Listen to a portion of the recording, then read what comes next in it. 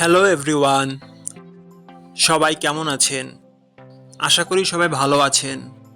বন্ধুরা, আমরা সবাই জানি যে টাকার রেট ভিন্ন ভিন্ন।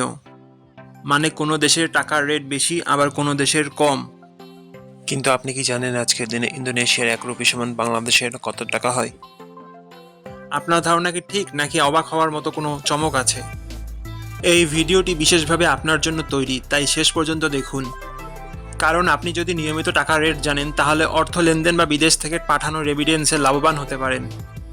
আজ বুধবার 15ই এপ্রিল 2026।